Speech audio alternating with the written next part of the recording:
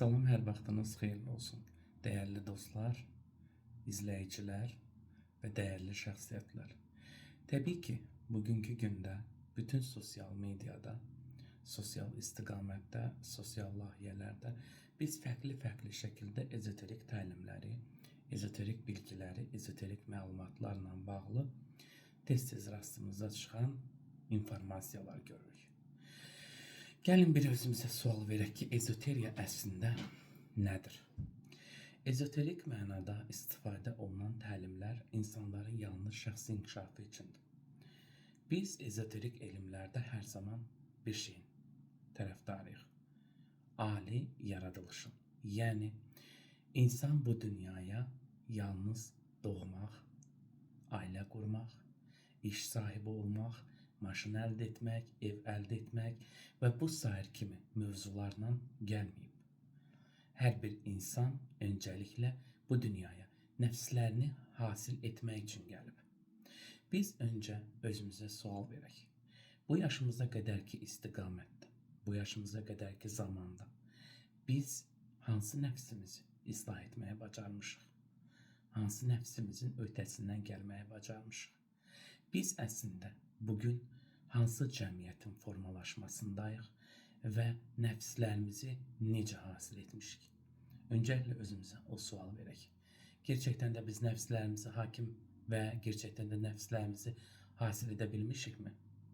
Birinin uğruna sevinə bilirikmi? Bir məlumat paylaşarkən, informasiya verərkən həmin insanın uğurlarına sevinə bilmişikmi? Öz doğmalarımızın, öz yaxınlarımızın, öz qohumlarımızın uğruna sevinməyə bacarmışıqmı?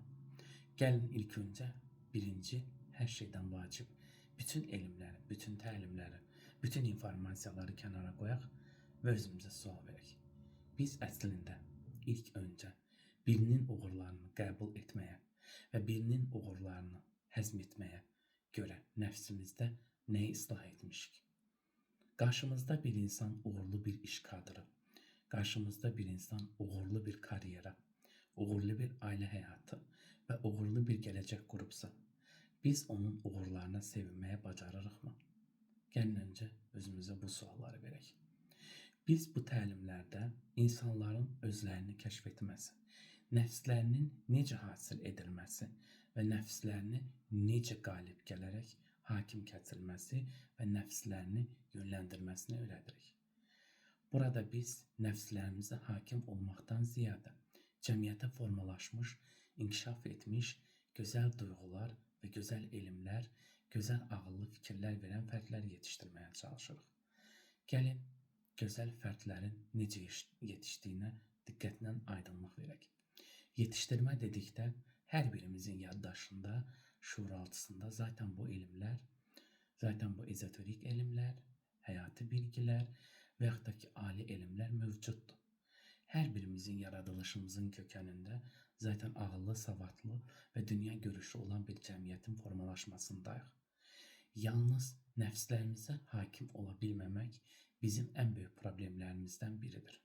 Çünki biz nəfslərimizə hakim ola bilməməkdən dolayı çox şeyləri itirmiş oluruq. Gəlin, ən birincisi nəfslərimizə hakim olmağı bacaraq və özümüzü, yönümüzü, ətrafımızı inkişaf edəcək bir gələcək, inkişaf edəcək bir uğurlu, ağıllı və cəmiyyətinə, ölkəsinə faydalı olacaq insanlar yetişdirək. Öncəliklə məqsədimiz bu olmalıdır. Bu sahədə təlim almış şəxslər şərt deyil ki, bu sahədə təlimi onlar da davam etdirsinlər və bu sahədə çalışsınlar. Şərtdir ki, onlar ən azından dünya görüşünü artıraraq harda nəfslərinə hakim olmağı bacarmalıdır, onları başa düşüb anlasınlar. Gerçəkdən özümüzə bir sual verək. Biz bugünkü dünyada yaradılışımızın kökənindən bugünə qədərki istiqamətdə nəyi dəyişmişik?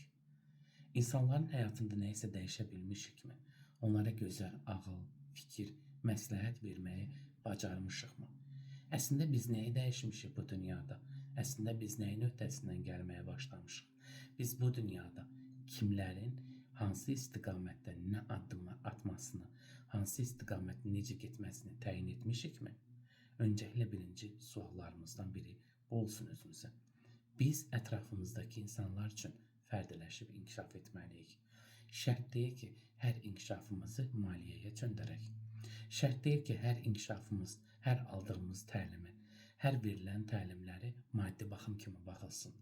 İlk öncə özünüz və ətrafınızdakilərin çox gözəl yetişməsi üçün gözəl fərdlər, gözəl yetişdirilib, ali şuura çatmağa və nəfslərini hakim və nəfslərinə eyni zamanda hasil etməyə bacaran bir cəmiyyət yetişdirməliyik.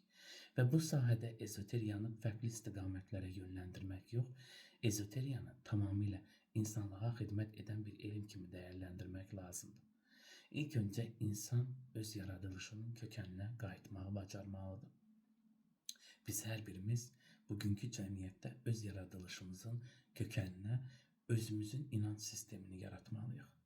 Biz bugün olduğumuz torpaqlara, yaşadığımız cəmiyyətə ən birinci sərhəd çəkib və onu dəyərləndirib, ölkəmizə faydalı bir fərd olaraq yetişməyə bacarmasaq, biz bu ölkədə, bu torpaqlarda bəlli bir zaman keçirmişik. O zaman birinci bizi yetişdirən və bizi qidalandıran, saxlayan, böyüdən və ən son nəhayətində dünyamızı dəyişəndə yenə də bizə sahib çıxan bu torpaqlara nə etmişik? Öncəliklə birinci özümüzə bu sualı verək. Və bu sualı öncəliklə biz özümüzə vermək məcburiyyətində qalmalıyıq. Çünki biz bugün bu torpaqlarda yaşayırıq, bugün bu torpaqlardan qidalanırıq. Biz ilk öncə öz torpağımıza sayğı, hörmət və öz cəmiyyətimizə sayğı, hörmət göstərməliyik. Birinci mədəniyyət və etika sistemi buradan başlayır. Biz ən birinci öz sferamızı yaratmalıyıq. Ölkəmizdə faydalı vətəndaş olmalıyıq. Çünki bu torpaqlara sayğımız sonsuz olmalıdır. Ən nəhayətində zaten bu torpaqlarda bizi başlanğıçdan sona qədər qoynuna almırmı? Gəlin öncə bu sualları özümüzə verək. Daha sonra özümüzə sevgi ilə bağlı suallar verək. Məhəbbətlə bağlı suallar verək. Görək biz bunların öhdəsinə gəlməyi bacarmışıqmı?